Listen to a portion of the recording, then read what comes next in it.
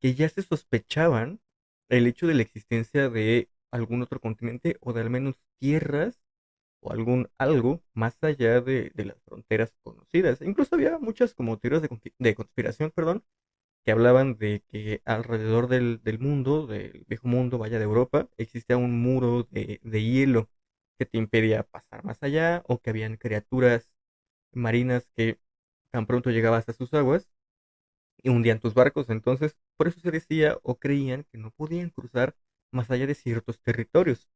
Vino un periodo llamado el Sultanato de las Mujeres. ¿Qué sucedía?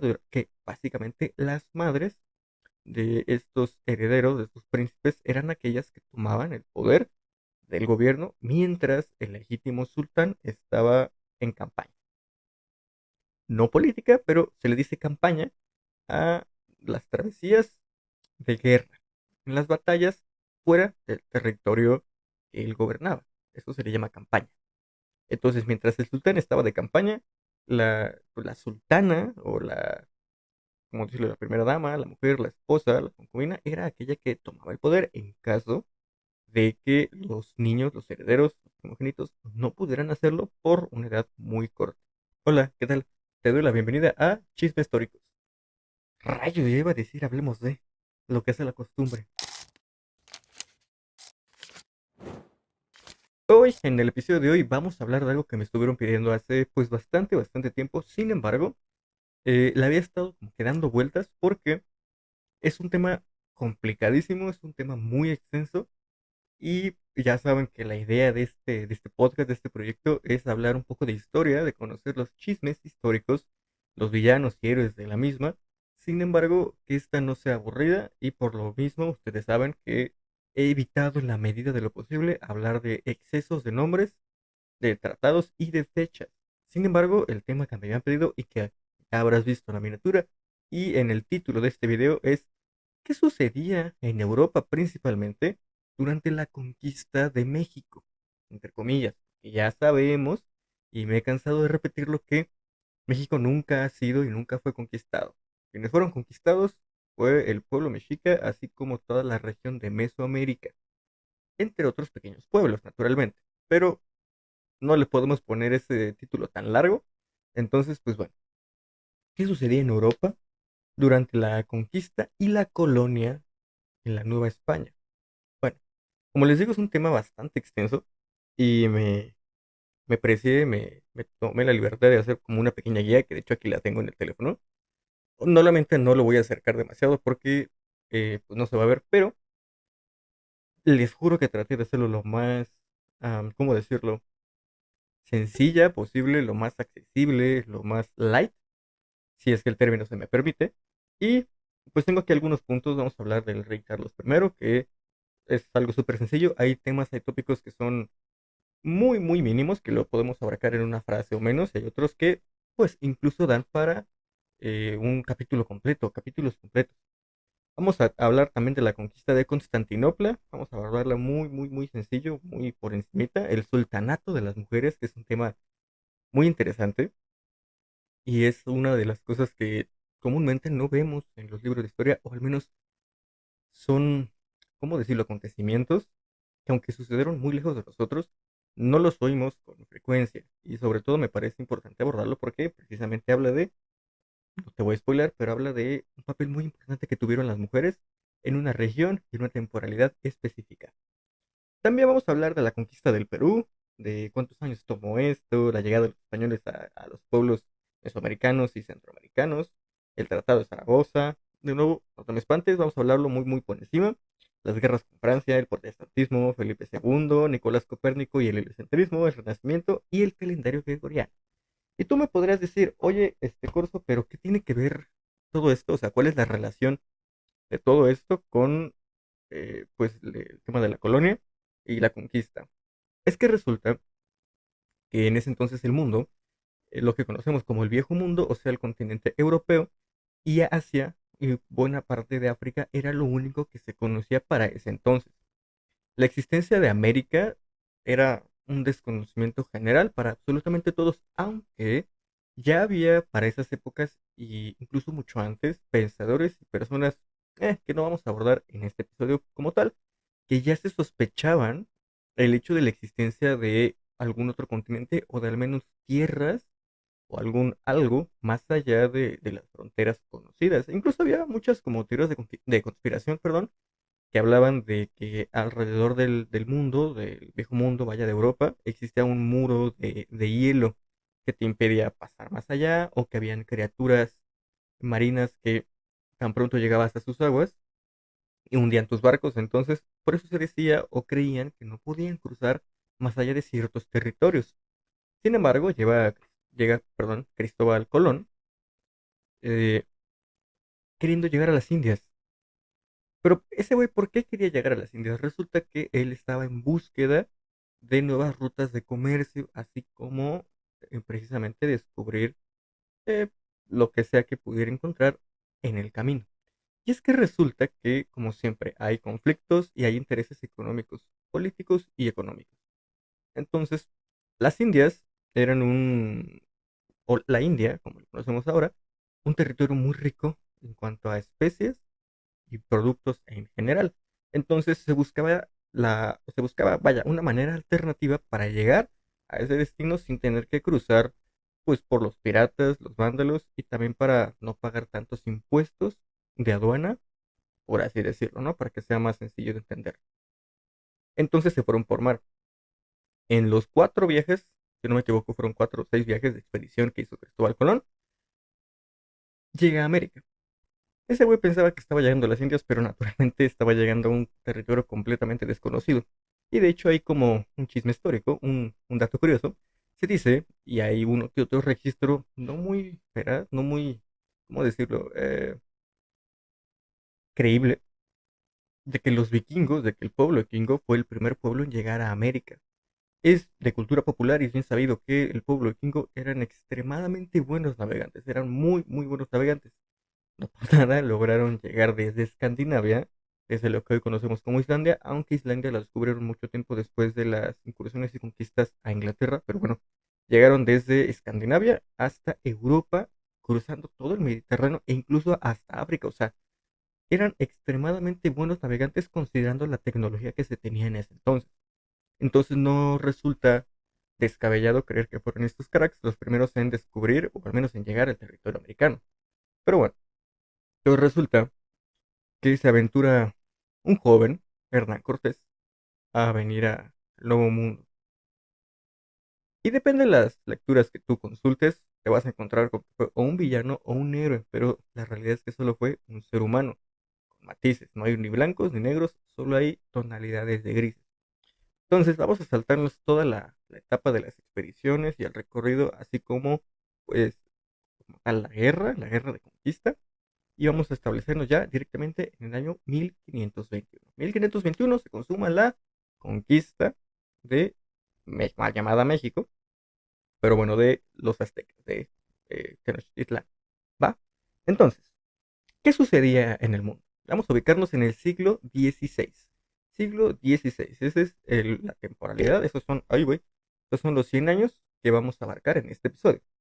Vamos a empezar diciendo que el rey Carlos I, recordemos que en España había varios reinos, sin embargo el más importante era el de Castilla, entre otros pequeños, ¿no? Así como sucedía en Grecia en su momento, que eran varias ciudades-estado, que es el término correcto, varios reinos independientes entre sí, pero que entre todos obedecían a, digamos, unas cabezas más importantes que otras. Por ejemplo, se dice y se lee en la guerra de Troya, en la Ilíada, que Agamemnón era uno de los reyes. Ay, eran griegos, pero el término correcto no es griego. Es que se dice muy comúnmente que eran troyanos contra griegos, pero no. Los troyanos y los aqueos, que es el término correcto, todos son griegos. Es como decir sinaloenses contra yucatecos, o decir mexicanos contra yucatecos, por ejemplo. Ambos son mexicanos, ¿verdad? Entonces, Agamemnón era un rey muy poderoso que tenía bajo su mando y bajo su tutela y querer a otros grandes reyes de Grecia. Entonces, básicamente era algo similar. En España existían varios reinos. El principal y en el que México actualmente tiene más relaciones, por así decirlo, fue el reino de Castilla. Entonces el rey Carlos I fue el rey que obviamente no duró un siglo, no duró 100 años, porque después tuvo un hijo, Felipe II, me parece. En efecto fue Felipe II, que este güey, mira, si Carlos I hizo cosas importantes, Felipe II se voló la barda. O sea, ese crack hizo cosas verdaderamente importantes. Pero entonces Carlos I fue el rey en turno durante la conquista de la Nueva España. Fue el rey que autorizó las expediciones de Hernán Cortés, fue el rey que instauró el virreinato, a los virreyes, a quien se le mandaba el quinto real, todo ese tipo de cosas.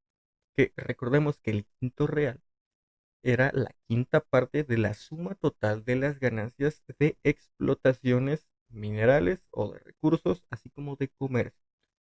Todo lo que la Nueva España reunía durante un año se dividía en cinco partes y una quinta parte se mandaba al rey en Castilla, o sea, a Carlos I y después, pues bueno, a su hijo.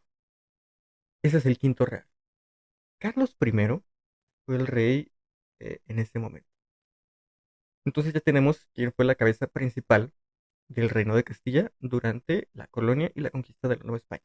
Sin embargo, Constantinopla fue una de las ciudades más importantísimas en toda la historia de la humanidad. Pero como todo reino siempre llega a su fin.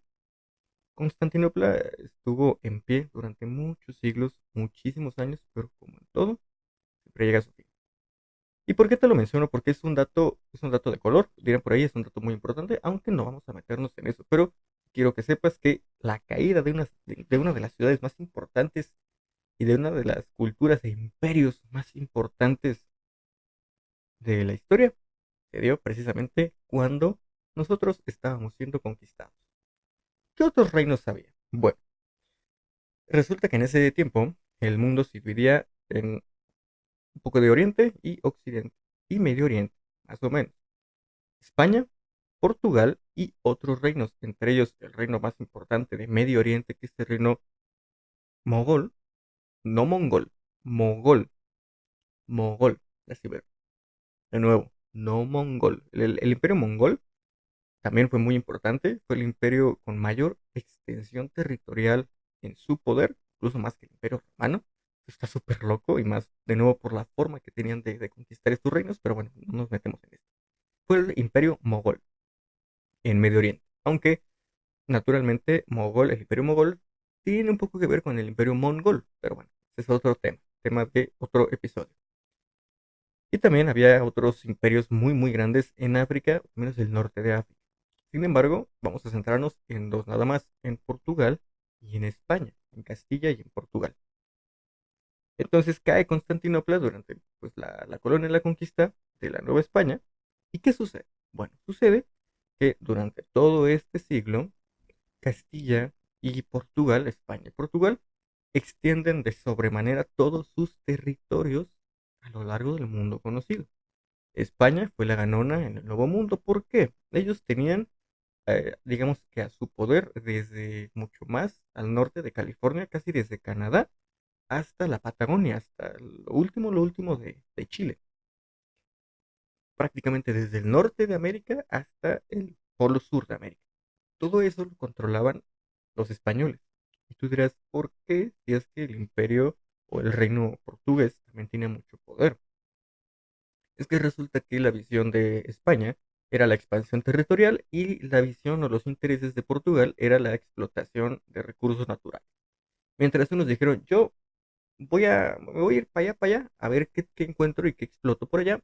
Y los portugueses dijeron, ni más, yo me quedo aquí y saco todo lo que pueda acá, me hago más rico con un menor coste de producción o al menos un menor coste de expansión territorial. Bueno, entonces básicamente eso fue. Resulta que bueno, no, vamos a meternos, vaya. Voy a seguir un poco esta guía que dice aquí porque saben que yo divago demasiado. Y como les digo, son chismecitos, son datos, sí, curiosos de cierta manera, pero que también vamos a desglosarlos muy poquito. Y si yo sigo en la plática, probablemente me centré muy poquito en algunas cosas y dejé de lado la mayoría. Pero vamos a abordar una de las cosas que a mí más interés me provocan, que es el sultanato o el llamado sultanato de las mujeres. ¿De dónde viene este término? Viene de los sultanes, del pueblo árabe, el pueblo musulmán, el pueblo de Medio Oriente, básicamente. Los sultanes es el término que se le da al regente o que se le daba a los regentes de dichas pues, territorios, de dichos pueblos, así como Tlatoani, así como emperador, así como rey, así como shogun, eso era lo mismo, un sultán.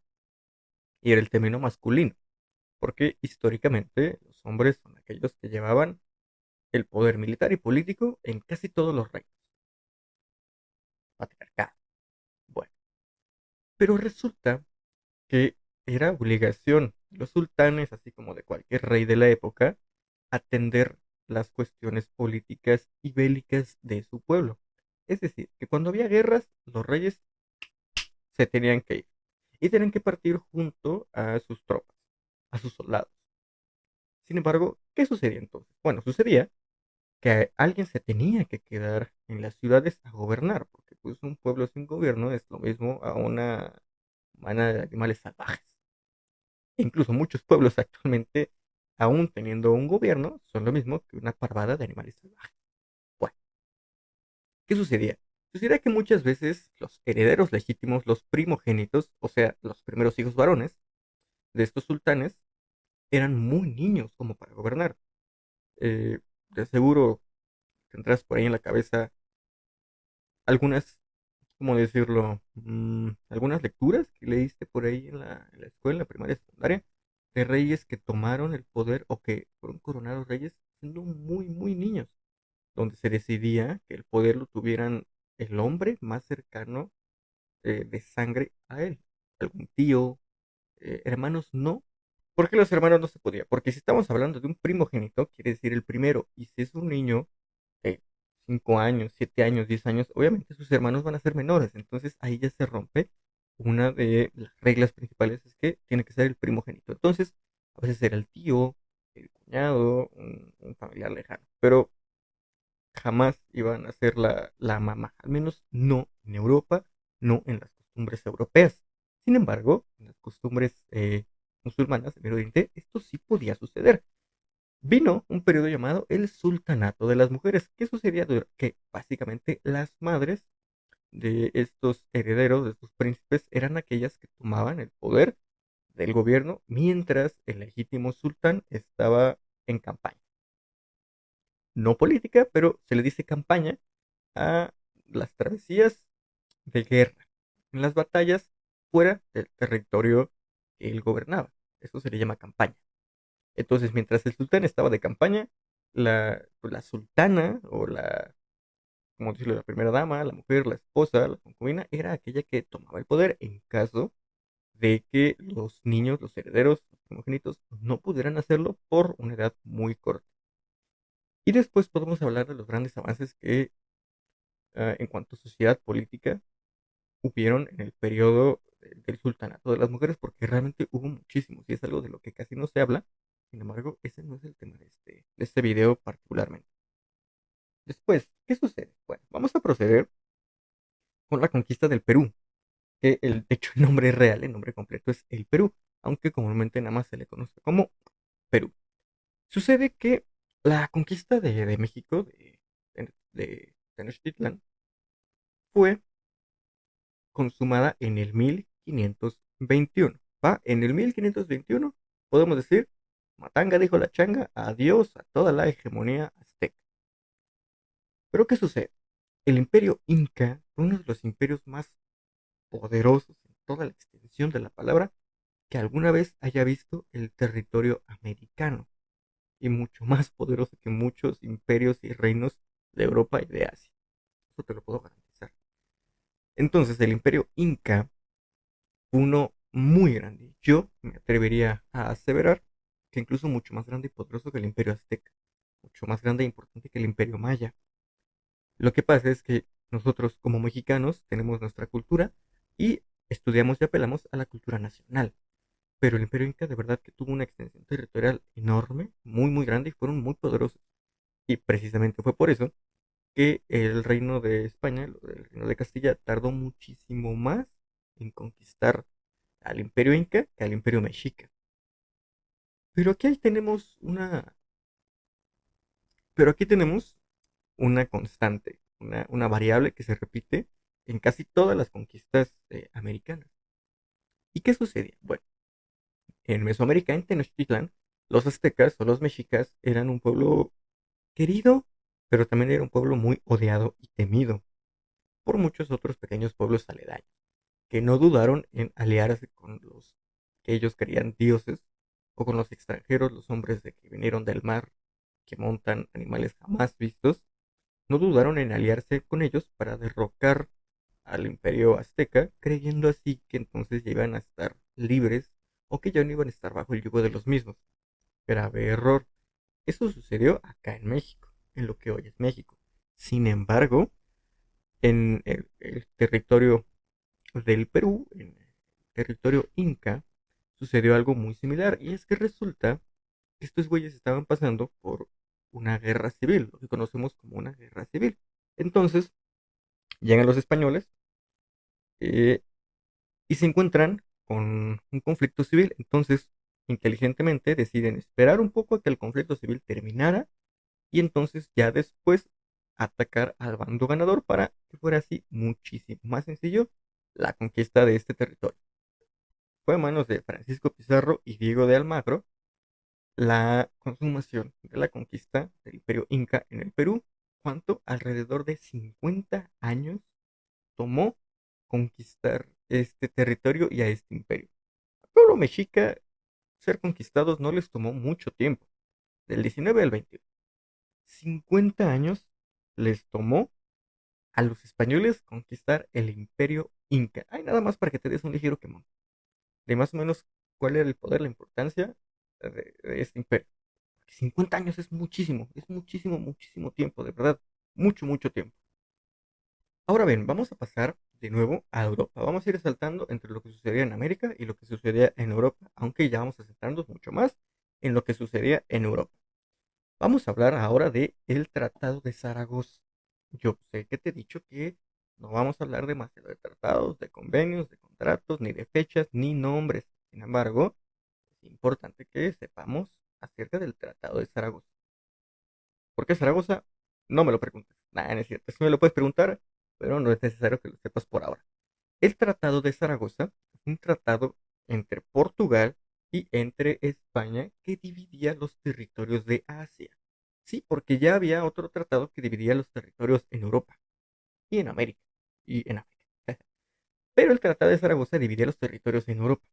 Entonces fue mediante ese tratado que las Filipinas pasaron a ser territorio español. ¿Y en qué año sucedió esto del Tratado de Zaragoza? Bueno, se consumó en el 1529.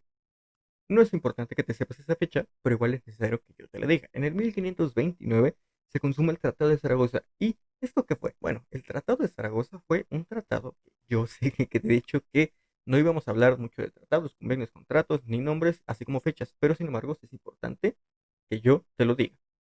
Entonces, el Tratado de Zaragoza se consuma en el 1529. ¿Y esto para qué? Bueno, básicamente dividía los territorios conquistados en Asia, porque ya existía otro tratado anterior al de Zaragoza que dividía y repartía los territorios de Europa, América y África, pero no existía uno que dividiera los de Asia. Entonces fue con el Tratado de Zaragoza que dividimos, ¿no? Yo ya me siento muy español y portugués, que estos dos reinos se dividieron, pues muchos otros terrenos conquistados. Y ahí, como dato curioso, fue a partir del Tratado de Zaragoza en el 1529 que las Filipinas pasaron a ser territorio español. Después de eso, debido a la gran expansión española a lo largo del mundo, hubo muchos otros reinos, imperios europeos que no estaban, pero para nada de acuerdo con esto. ¿Cuáles? Bien sencillo. Los reinos ingleses, Inglaterra, Gran Bretaña y Francia. Estos dijeron, oye, como que a mí no me está llamando mucho la atención que este crack pues esté ganando tanto territorio y se esté volviendo tan poderoso, porque, sí, vaya, a ver, es de conocimiento popular que aquí en América encontraron mucha plata, mucho oro y muchos metales preciosos muy valorados en Europa, que obviamente descompensaron el mercado en ese momento. Quizá no tanto como lo haría actualmente, pero naturalmente sí le otorgó muchísimo poder al Reino de Castilla. Entonces, ingleses y franceses dijeron, ¿cómo que esto no me late? Vamos a hacer algo al respecto y entraron en varias guerras. En el 1525, en el 1525 aproximadamente, se libraron varias y bastantes y considerables guerras entre España, Inglaterra y Francia. La gran mayoría las perdió España, pero como vimos, eso no afectó demasiado, aunque a posteriori sí benefició, digámoslo así, el incremento de poder de estos otros dos imperios, de estos otros dos reinos. España, no, que no, Francia e Inglaterra. Y vamos a dejarlo ahí. Entonces, bien, resulta, por ahora, resulta que España encuentra un nuevo mundo, encuentra un nuevo territorio, la Nueva España, América, siendo confundida con las Indias. Y resulta que Portugal también llega un poquito tiempo después. Portugal dice, no, sabes que yo me voy a quedar en pequeños territorios a explotar todo lo que pueda para hacerme de recursos naturales, así como de economía lo más rápido posible, con el menor coste de expansión territorial. Y España dice, bueno, yo lo que voy a hacer es extenderme todo lo posible, descubrir todos los territorios posibles y adueñarme de recursos naturales, mano de obra barata, o sea, esclavos, y también territorio, conquistar, conquistar, conquistar, conquistar. Esa era la idea. Y España tuvo a su cargo desde mucho más de California, o sea, casi todo Estados Unidos y parte de Canadá hasta la Patagonia, todo Chile y, o sea, casi que de norte a sur del continente americano era colonia española. No por nada se habla español en casi toda Latinoamérica. Y obviamente Brasil, o lo que hoy conocemos como Brasil, fue territorio portugués, por eso hablan portugués. Aunque el portugués de Portugal no es similar, no es igual, no es el mismo al portugués brasileño. Tienen diferentes acentos y un poquito de gramática diferente. Asimismo pasa con el español argentino, el español boliviano, el español mexicano y bueno, todas estos mixes, estas revolturas que se hicieron con los años. Con la expansión de estos territorios hubo muchos otros reinos europeos que dijeron, no me late, vamos a entrar en guerra para quitarle un poco de poder o al menos para tener una rebanada de ese gran pastel que se estaba cocinando. Francia e Inglaterra fueron los únicos que tenían el poder para hacer esto y entraron en grandes y varias batallas. Algunas las ganó España, obviamente porque tenían el dinero y la infraestructura para hacerlo, y otras muchas las ganaron estos dos, Inglaterra y Francia, que después hicieron enemigos, se hicieron muy enemigos. Y mira tú lo curioso de esto. Pasando los siglos, pasaron muchos siglos, nada más desde el 16, siglo XX y siglo XXI, donde resulta que ya es más potencias, son naciones más importantes, Francia e Inglaterra, al menos militarmente hablando, que España. No por nada los principales afectados en la Primera y Segunda Guerra Mundial fueron precisamente Inglaterra y Francia, porque España no se metió ni en la Primera Guerra Mundial ni en la Segunda, porque en la Segunda estaba pasando por una guerra civil con Francisco Franco. Sí, fue Francisco Franco, si no me equivoco, pero bueno. Por eso no se metió en la guerra, aunque el gobierno español en la Segunda Guerra Mundial, aunque coqueteaba un poquito con las ideas fascistas y nacionalsocialistas del señor del bigote. Eso es otro tema, vamos a hablarlo después. Ahora, también a lo largo de todo el siglo XVI surge uno de los periodos, surge una corriente de pensamiento, una de las más importantes, que sí o sí uno tiene que estudiar cuando está en la escuela, y es el protestantismo. Si no te suena, si no recuerdas qué es el protestantismo, entonces hagamos memoria. Vamos a recapitular. El protestantismo fue una corriente de pensamiento basada o que alegaba quitarle poder a la iglesia. ¿Por qué? Por corrupción, por mala praxis, o sea, por malas prácticas y por exceso de poder. Básicamente quitarle poder a la religión católica, a la iglesia y al Vaticano. ¿De mano de quién? Bueno, de Martín Lutero, básicamente. Entonces, durante todo el siglo XVI, Martín Lutero encabezó el protestantismo que en buena parte tuvo un poquito de, pues, de desarrollo, importancia y victorias, por así decirlo, pero eso se iría cocinando hasta un poco después. Pero fue en este siglo donde surgió el protestantismo, darle todo el poder posible a la iglesia. ¿Por qué? Porque antes de esto había dos principales fuentes de poder en los reinos europeos. El rey y el papa. El rey a su vez tenía pues sus allegados, ¿no? Sus achichincles, por así decirlo. Y el papa tenía a su vez arzobispos, los obispos, cardenales, padres, o sea, todos esos. Y había dos grandes poderes. Y los dos eran sumamente ricos, muy, muy ricos. Ya habíamos hablado del quinto real, ¿verdad? Bueno, esas eran las ganancias totales de un año divididas en cinco, donde una quinta parte era mandada al rey. Se destinaba al rey. El diezmo era una décima parte, la mitad del quinto real destinada a la iglesia. Pero también sucedía que con la Inquisición, vaya que la Inquisición y el oscurantismo fueron épocas muy pesadas, y de seguro te ha de sonar lo que es en la época del oscurantismo, ¿no? La época del oscurantismo se denomina así porque precisamente fue la iglesia quien frenó todo avance científico, filosófico, social, tecnológico y bélico a nivel mundial. En todos los territorios donde la iglesia tuviera poder, nada de eso. Lo único que podías hacer era, pues nada, o sea, leer la Biblia, ser católico, ser cristiano, creer en Dios, acatar los 10 mandamientos y comprar bulas papales. Que las bulas papales básicamente es pecar con permiso de Dios. Básicamente lo que se hacía era que tú ibas a la iglesia, o sea, te lo estoy poniendo de manera muy burda, estoy simplificando mucho lo que era comprar o adquirir una bula papal, pero básicamente era, voy con mi padre de confianza a la iglesia de la esquina, yo le pago, él me entrega un comprobante, en el comprobante está especificado que yo de tal fecha a tal fecha puedo cometer tales pecados y esto me va a costar tanto dinero.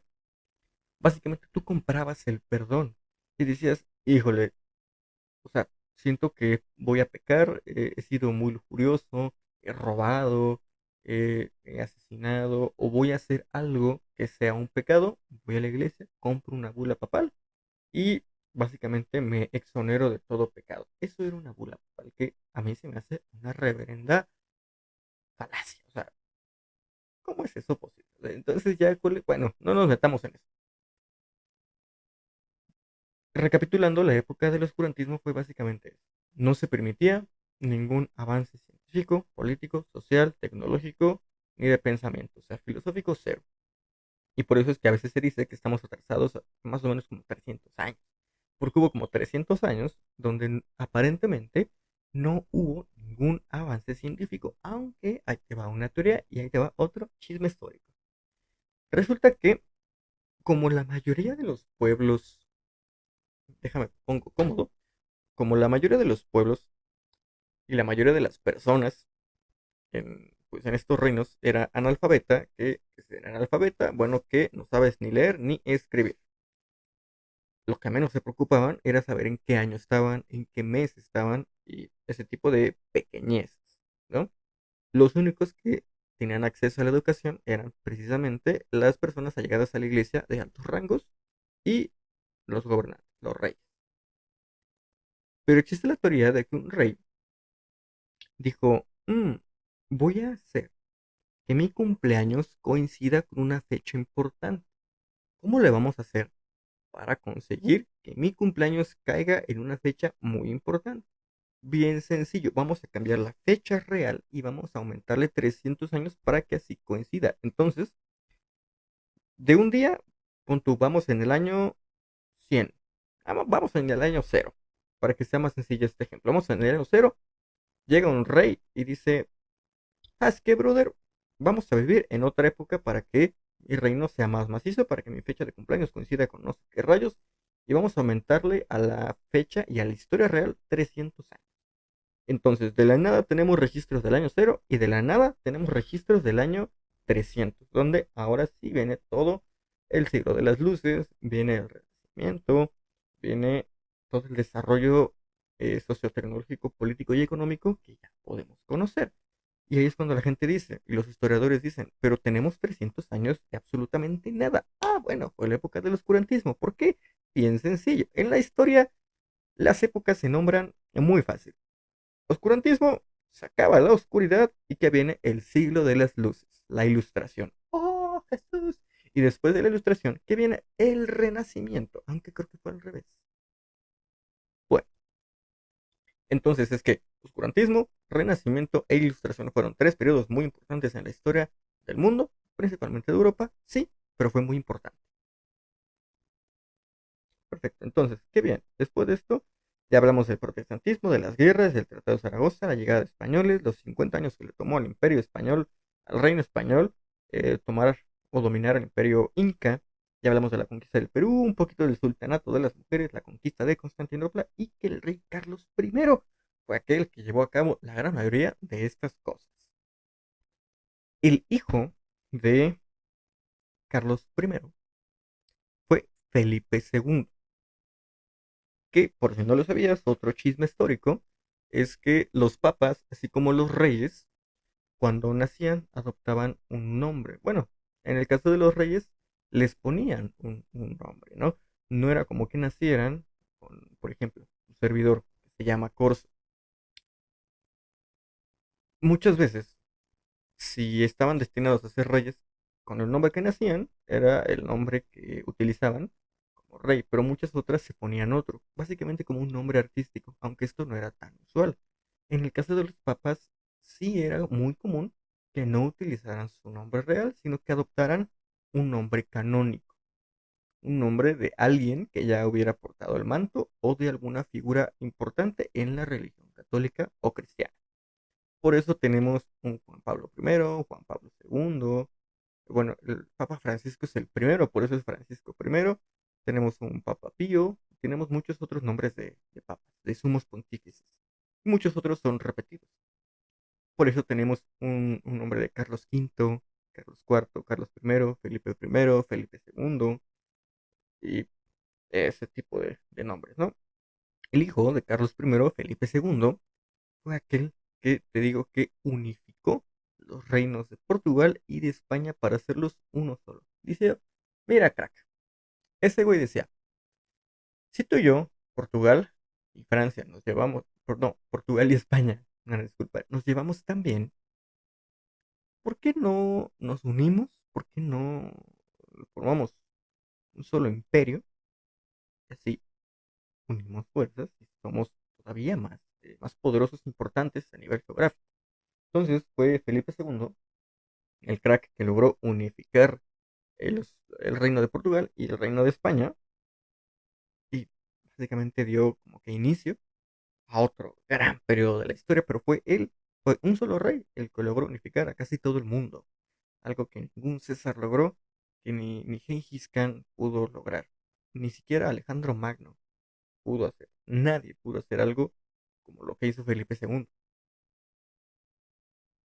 Y ya para terminar, ya para cerrar de todo lo que sucedió en todo ese siglo, el siglo XVI, mientras estaba sucediendo la colonia y la conquista de México, viene Nicolás Copérnico.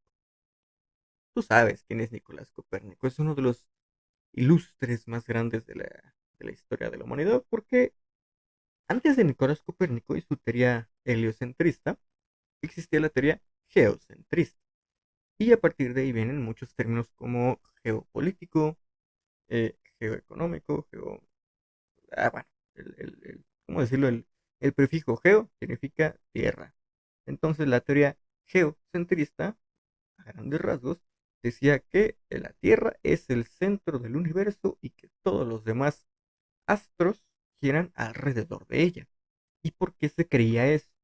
Bueno, recordemos que no había grandes avances en cuanto a ciencia, obviamente astronomía, ni nada de eso, porque venimos saliendo del oscurantismo. Entonces, ellos aplicaban la lógica. Si tú en una noche estrellada, una noche sin contaminación, que ándate a encontrar una así en la Ciudad de México actualmente, si llegabas a ver un cielo estrellado de noche y te ponías a observar noche tras noche, te dabas cuenta que las estrellas se mueven, se movían. Entonces decían, la Tierra no se mueve, yo no siento que me esté moviendo, pero las estrellas sí se mueven. Entonces, por consiguiente, si A es B, entonces obtenemos C. La Tierra ha de ser el centro del universo, el centro de todo lo conocido por el hombre. ¿Qué te crees que no? Viene Nicolás Copérnico y dice, ¿sabes qué, crack? Fíjate que no. Resulta que nosotros también nos movemos junto con todos los astros, porque es el Sol el que realmente no se mueve y todos los planetas, incluso la Tierra, todas las estrellas giramos alrededor del Sol. Helios en la cultura griega era el dios Sol, el dios que salía todos los días a iluminar la creación de Zeus. Es por eso que muchas palabras que tienen que ver con el Sol se utiliza el prefijo Helios o Helio. Entonces, Helios, el dios Sol para la mitología griega. La teoría heliocentrista decía que precisamente era el Sol, aquel que era el centro del universo y que todo lo demás giraba en torno a él. Después, ya habíamos hablado del Renacimiento, la época en la que surgen y resurgen muchas corrientes de pensamiento, muchos modelos económicos, viene muchísimo desarrollo en astronomía, en ciencia, en política, en técnicas de arado, técnicas de agricultura, de ganadería y todo ese tipo de cosas. Es un renacer de toda la cultura y las culturas humanas y eso se vivió en el siglo XVI. Y otro chisme histórico, otro dato curioso, es que fue precisamente en el siglo XVI donde se empezó a usar el calendario gregoriano. ¿Y qué es el calendario gregoriano? Bueno, es el calendario que utilizamos hasta ahora. El de 12 meses, 31 días por mes y 24 horas por día. 365 días por año. Básicamente, este es el calendario gregoriano y se empezó a usar en el siglo XVI. Entonces espero este episodio te haya gustado, tanto como a mí me gustó hacer la investigación y platicarte de uno que otro pequeño detalle de qué sucedía en Europa y el mundo mientras conquistaban a México. Bueno, nos vemos en la próxima. Adiós.